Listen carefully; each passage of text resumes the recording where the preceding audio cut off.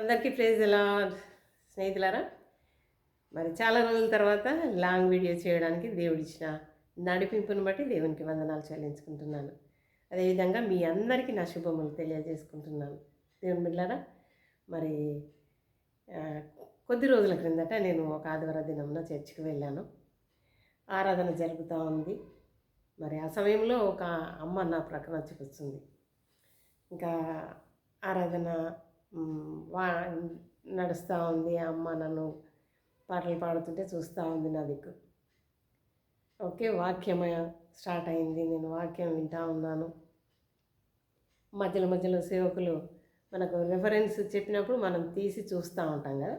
అలా నేను కూడా మరి అయ్యగారు వాక్యం చెప్పినప్పుడు బైబిల్ తీస్తున్నాను, రెఫరెన్స్ చూసుకుంటున్నాను.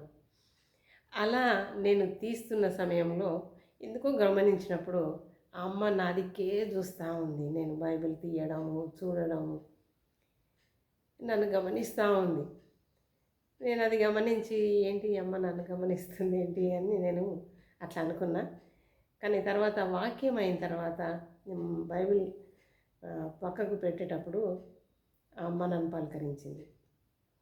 అమ్మ, నీవు వాక్యము అయ్యగారు చెప్తా ఉంటే ఇట్లా తీసి చూస్తున్నావు కదా, అది నువ్వు ఎట్లా గుర్తుపడుతున్నావు?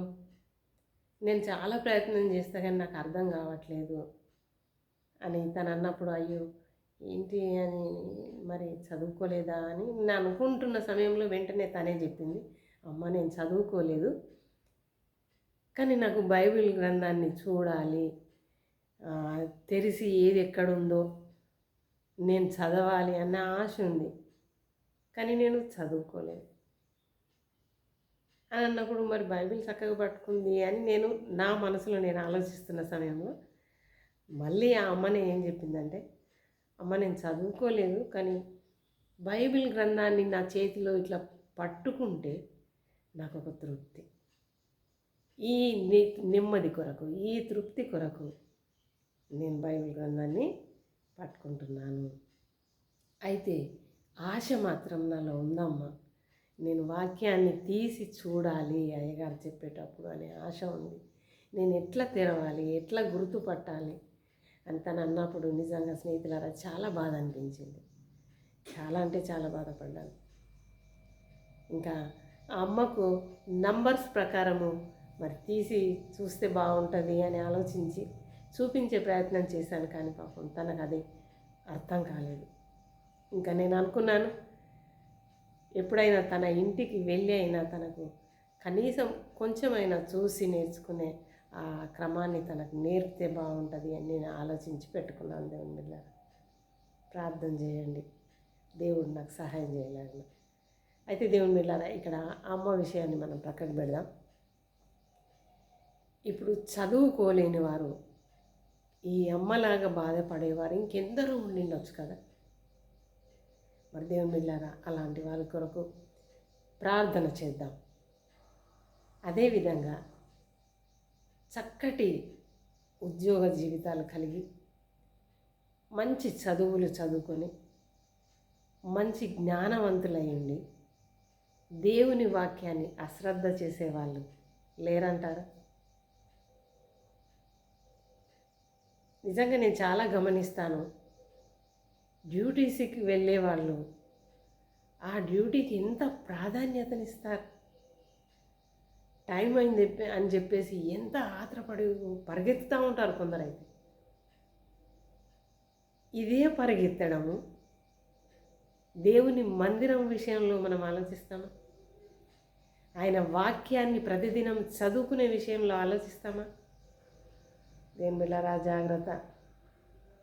దేవుడు మీకు ఇచ్చిన ఆశీర్వాదకరమైన జీవితంలో దేవుని వాక్యాన్ని ప్రతిదినము ఒక వచనం, 2 వచనాలు, 5 వచనాలు అంత మటుకు సరిపోతుంది మీ పరిగెత్తే ప్రయాణంలో. కాబట్టి దేవుని బిడ్డలారా, చదువుతున్నారా దేవుని వాక్యాన్ని? దేవుని వాక్యాన్ని చదవాలనే ఆత్రత నీలో ఉందా? ఆసక్తి నీలో ఉందా?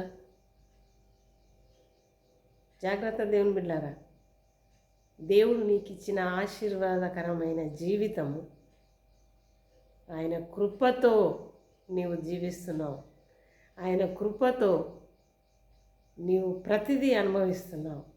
అలాంటప్పుడు ఆయన వాక్యం విషయంలో నీవు అశ్రద్ధ చేస్తే దేవుని దృష్టిలోనికి నీవు వెళ్తావు, ఆయన తీర్పులోనికి నీవు వెళ్తావు. కాబట్టి జాగ్రత్త దేవుని పిల్లరా. ఒక చదువు రాని అమ్మ ఎలాంటి ఆసక్తిని కలిగి ఉంది. ఇంకా నేను లైవ్లో చూశాను ఆమె ఆత్రత, చాలా బాధపడ్డాను. అలాంటప్పుడు దేవుని పిల్లరా, చదువు రాని వాళ్ళు మరి ఎందరో అలాంటి బాధతో ఉండి ఉండొచ్చు. కానీ నీవు చదువుకున్నావు, చక్కని ఉద్యోగ జీవితంలో ఉన్నావు. దేవుని వాక్యాన్ని అశ్రద్ధ చేయకుండా ప్రతిదినము ఎంతో కొంత వాక్యాన్ని చదువుకొని ఆయనలో బలపడుతూ ముందుకు నడుద్దాం. అట్టి కృపలో దేవుడు మనల్ని నడిపించును గాక. ఆమేన్, ఆమేన్, ఆమేన్.